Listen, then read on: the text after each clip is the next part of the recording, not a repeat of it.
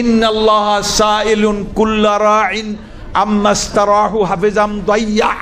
আল্লাহ প্রতিটি দায়িত্ববানকে তার দায়িত্ব সম্পর্কে জিজ্ঞাসাবাদ করবেন, সে কি যথাযথ সংরক্ষণ করেছিল নাকি বিনষ্ট করেছিল।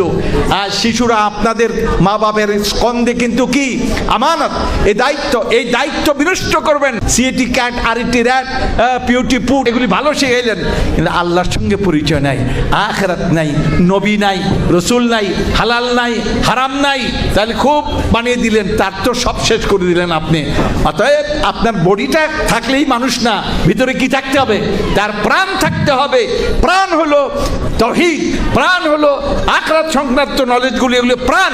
এই প্রাণ যদি না থাকে, শুধুমাত্র বস্তুনিষ্ঠ এই বডি দিয়া আর এই শিক্ষা দিয়ে কল্যাণ হবে না, বরং আজকে দেশ ও জাতির যে ক্ষতি হচ্ছে, ক্ষতি কারা করছে?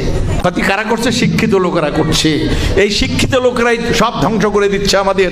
অতএব আমরা আসুন আমাদের বাচ্চাদেরকে এই সমস্ত প্রতিষ্ঠানে আমরা হাজির করি, অন্তত আল্লাহর কাছে কি করি, রেহাই পাই, দুনিয়াটাও সুন্দর হবে। এদের মানুষ সুন্দর হইলে দুনিয়া সুন্দর হবে, মানুষ বান্দর হইলে দুনিয়া কি হবে? কি সুন্দর হবে।